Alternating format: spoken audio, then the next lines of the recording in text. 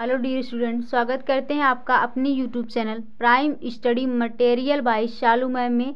तो बच्चों, हमारा जो है डायरेक्ट एंड इनडायरेक्ट स्पीच यानी नरेशन चल रहा है। इसमें हमने 2 लेक्चर देखा है और इसके जो पिछला लेक्चर था उसमें हमने जनरल रूल्स के 3 पार्ट होते हैं उसको देख रहे थे। ठीक, तो उसमें जो है चेंज ऑफ पर्सन देख रहे थे। तो चलिए अब उसके आगे का पार्ट देखते हैं।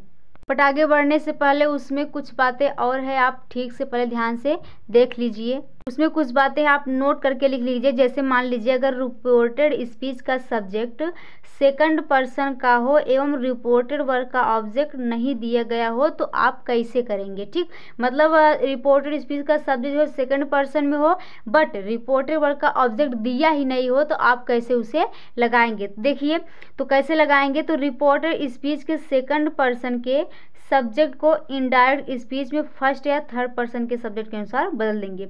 यानी उसमें जो है फर्स्ट पर्सन या फिर जो है थर्ड पर्सन के अनुसार हम उसको क्या करेंगे, बदलेंगे। ठीक, चलिए एग्जाम्पल से हम समझते हैं। जैसे हमने एग्जाम्पल यहाँ पर लिया है, Ravi said inverted comma you should work hard. ठीक, यानी रवि ने कहा यू शुड वर्क हार्ड, नहीं तुम्हें मतलब क्या है, कठिन परिश्रम करना चाहिए। ठीक, तो चलिए तो इसको जो है इनडायरेक्ट बनाते टाइम हम ऐसे बदल देंगे। जैसे यहाँ पर रवि सैड है तो आप कुछ भी लगा दीजिए। जैसे यहाँ पर हमने बोल दिया रवि सैड, इसको इन्वर्टेड कामा हटाएंगे दैट हो जाएगा। अब देखिए कुछ नोट देखिए, ऑब्जेक्ट मतलब ऑब्जेक्ट अगर मान लीजिए आपने मी माना, यहाँ पर क्या माना है, मी माना है, तो उसके अनुसार यहाँ पर आई लगा देंगे। अगर मान लीजिए आपने अस माना है तो वहाँ पर क्या लगा देंगे, वी लगा देंगे। अगर मान लीजिए यहीं पर आपने हिम मान लिया है तब यहाँ पर ही लगा देंगे, सॉरी हिम, हाँ ही लगा, हर लगा देंगे। और मान लीजिए अगर यहाँ पर हर माना है आपने तो यहाँ पर क्या हो जाएगा, सी हो जाएगा। अगर मान लीजिए दे माना है तो देम हो जाएगा। उसके बाद क्या लिखना है, शुड वर्क हार्ड। ठीक, समझ में आ गया।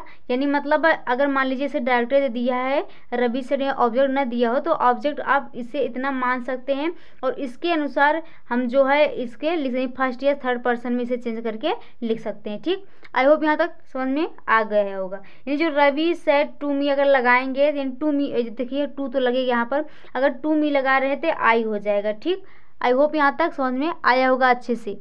इसमें एक बात और हम देखते हैं, जैसे अगर मान लीजिए रिपोर्टेड स्पीच का सब्जेक्ट सेकंड पर्सन का हो एवं रिपोर्टिंग वर्ब का ऑब्जेक्ट नहीं दिया गया हो। उसमें सब्जेक्ट नहीं दिया गया था, इसमें क्या हो, अगर मान लीजिए ऑब्जेक्ट ही ना दिया गया हो परंतु रिपोर्टिंग वर्ब का सब्जेक्ट किस में हो, फर्स्ट पर्सन में हो, तो उसे कैसे चेंज करेंगे।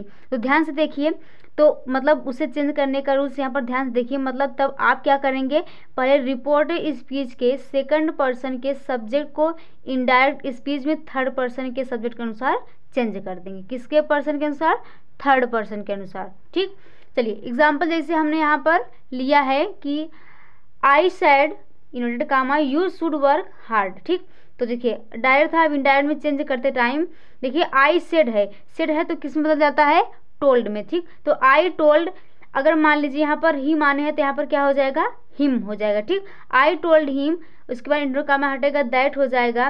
देखिए यहाँ पर ही के अनुसार ही, मतलब यहाँ पर क्या हो जाएगा, यू मतलब यू कौन सा है, फर्स्ट सेकंड या थर्ड, कौन सा पर्सन है, जो है यहाँ पर कौन सा, सेकंड पर्सन है। ठीक, सेकंड पर्सन को यहाँ पर ही लगा देंगे, शुड वर्क हार्ड। अगर मान लीजिए यहीं पर देखिए आपने यहाँ पर जो है सी माना हुआ है, सी, तो यहाँ पर क्या हो जाएगा, हिज हो जाएगा, यानी हर हो जाएगा। सॉरी, सी अगर सी माना तो यहाँ पर हर हो जाएगा, ही माना तो है हिम हो जाएगा। ठीक, तो आई होप यहाँ पर अच्छे समझ में आया होगा। तो चलिए अब आगे चलते हैं। तो जनरल रूल्स में हमने जो है पहला देख लिया था चेंज ऑफ पर्सन। अब आज के लेक्चर में देखेंगे चेंज ऑफ टेंस, यानी आज का लेक्चर यहाँ से स्टार्ट होता है चेंज ऑफ टेंस। ठीक, तो चलिए इसमें आप ध्यान से देखिए कि यदि रिपोर्टिंग वर्ब प्रेजेंट में हो या फ्यूचर टेंस में हो तो इनडायरेक्ट स्पीच में कभी भी टेंस में कोई चेंज नहीं होता। यानी अगर मान लीजिए जो है डायरेक्ट आपका प्रेजेंट टेंस या फिर फ्यूचर टेंस में दे दिया जाए तो उसमें इनडायरेक्ट टेंस में कोई भी चेंज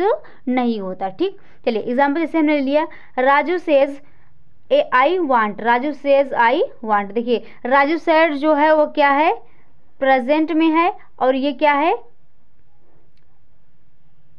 पास्ट। ठीक, चलिए देखिए प्रेजेंट में है और क्या है ये पास्ट में। तो देखिए राजू सेज, इसमें कोई चेंज नहीं हुआ। हमने कहा था ये मतलब जो है फ्यूचर में फिर प्रेजेंट में दे दिए जो रिपोर्टिंग वर्ब, तो उसमें कोई चेंज नहीं होता है। ठीक, तो राजू सेज हमने लिख दिया, उसके बाद इन्वर्टेड कॉमा हटाएंगे, दैट लग जाएगा। तो अब यहाँ पर आई है, तो यहाँ पर आप चाहे कुछ भी मान सकते हैं, तो यहाँ पर उसके अंदर क्या लग गया, ही लगा, ही वेंट। ठीक, और दूसरा एग्जाम्पल एक बार और हम देख लेते हैं। जैसे अगर मान लीजिए दिया है he will say to I am your friend, यानी ही विल, देखिए ये किस में है, फ्यूचर में है, और ये किस में है, प्रेजेंट में है। हमने कहा प्रेजेंट या फ्यूचर में रहेगा तो उसमें चेंज नहीं होगा। देखिए इसमें पास्ट में था इसलिए इसमें चेंज हो गया, बट यहाँ पर प्रेजेंट फ्यूचर दिया है तो इसमें कोई चेंज नहीं होगा, जैसे वैसे लिख देंगे। देखिए ही विल, देखिए यहाँ पर से टू है, से टू क्या हो जाएगा, टेल हो जाता है। मी उसके बाद इनको कॉमा हटाएंगे, दैट हो जाएगा। तो इसके अनुसार यहाँ पर क्या लगा देंगे, ही लगा देंगे। उसके बाद इज माई फ्रेंड। ठीक, ये देखिए इज माई फ्रेंड किस में है, प्रेजेंट में हो गया, ये किस में है, फ्यूचर में। ठीक, सेम आ गया, वैसे इसमें कोई चेंज नहीं हुआ है। आई होप यहाँ तक अच्छे समझ में आया होगा। तो चलिए अब आगे चलते हैं। अब आगे चलिए देखते हैं, अगर मान लीजिए यदि रिपोर्टिंग वर्ब पास्ट टेंस में हो तो इनडायरेक्ट स्पीच टेंस में इस प्रकार चेंज होता है, नहीं कैसे चेंज होता है। फिलहाल हमने आगे इसके पहले वाले दूसरे वाले लेक्चर में बता दिया है, बट एक बार फिर से देख लीजिए। जैसे अगर मान लीजिए अगर जैसे प्रेजेंट इंडिफिनिट टेंस है तो पास्ट इंडिफिनिट टेंस जो है चेंज हो जाएगा।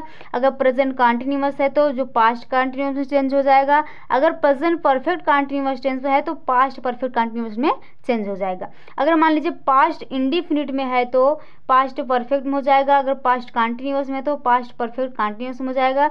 अगर पास्ट परफेक्ट है तो उसमें कोई चेंज नहीं होगा। अगर पास्ट परफेक्ट कॉन्टिन्यूअस चेंज है फिर भी उसमें कोई चेंज नहीं होगा। आई होप यहाँ तक समझ में आया होगा।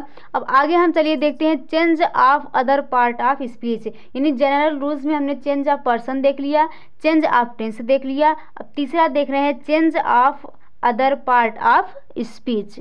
इसमें देख लीजिए, अगर मान लीजिए डायरेक्ट में नाउ है तो इनडायरेक्ट में देम हो जाएगा, दिस है तो दैट हो जाएगा, दीज है तो दोज हो जाएगा, एगो है तो बिफोर हो जाएगा, टुडे है तो दैट डे हो जाएगा, टुमारो है तो द नेक्स्ट डे हो जाएगा, अगर स्टरडे है तो द प्रीवियस डे हो जाएगा, अगर टू माइट है तो टू नाइट हो जाएगा, माइट हो जाएगा। उसके बाद नेक्स्ट डे है तो द फॉलोइंग डे हो जाएगा, और लास्ट डे है द प्रीवियस डे हो जाएगा। देखिए प्रीवियस मतलब होता है पिछला, जो है लास्ट मतलब अंतिम, वही मतलब बाद, इससे मतलब चेंज में हो जाएगा। ठीक, किसमें, ये तीसरा हमने जनरल रूल्स में तीसरा पढ़ रहे, तीसरा क्या पढ़ रहे हैं हम, इसमें आप देखिए तीसरा है, देखिए हमने दो पढ़ लिए, एक जो है change of person, change of tense, ये था हमारा change of other part of speech. ठीक, आई होप यहाँ तक अच्छे समझ में आया होगा।